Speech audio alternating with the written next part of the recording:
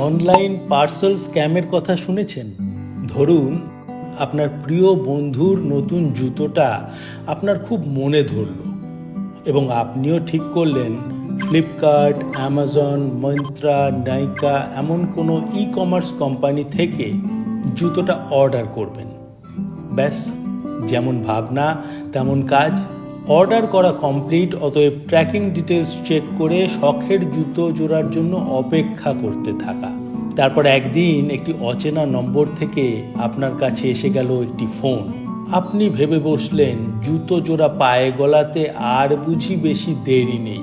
কিন্তু তাল কাটলো ফোন ধরার পর ওপার থেকে শোনা গেল যার গলা, তিনি নিজেকে কাস্টমস অফিসার হিসেবে পরিচয় দিয়ে জানালেন আপনি যে পার্সেলটা অর্ডার করেছিলেন সেটির মধ্যে কিছু অবৈধ বা নাশকতামূলক জিনিস থাকায় তা ভারতবর্ষের কোনো এক এয়ারপোর্টের গোয়েন্দা সংস্থা আটক করেছে।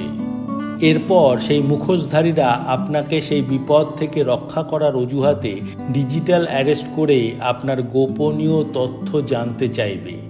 অন্যথায় আপনার বিরুদ্ধে আইনানুগ ব্যবস্থা গ্রহণ করা হবে বলে জানাবে।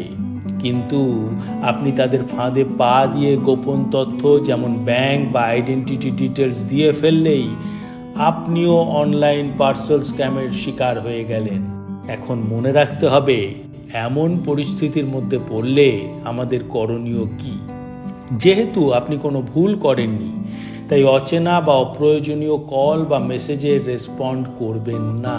যদি এমন কোনো ফেক কল বা মেসেজে আপনাকে ভয় দেখানো হয়, দ্রুত সেই কল বা চ্যাটিং বন্ধ করে ই কমার্স কোম্পানির অফিসিয়াল ওয়েবসাইটে গিয়ে তাদের কাস্টমার কেয়ার নম্বরে ফোন করুন। হোয়াটসঅ্যাপ বা ইমেইলে কোনো অচেনা লিঙ্ক ক্লিক করার আগে সন্দিহান হন এবং ভুল করেও নিজের পার্সোনাল তথ্য ফোন বা অচেনা লিঙ্কের মাধ্যমে শেয়ার করতে যাবেন না।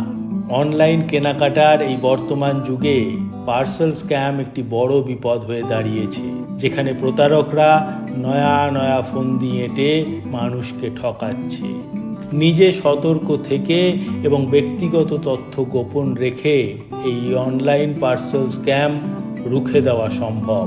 তবুও যদি আপনি এমন সাইবার অপরাধের শিকার হন, ঘাবড়ে না গিয়ে দ্রুত নিজের ব্যাংকের সাথে এবং নিকটবর্তী সাইবার ক্রাইম থানায় যোগাযোগ করুন।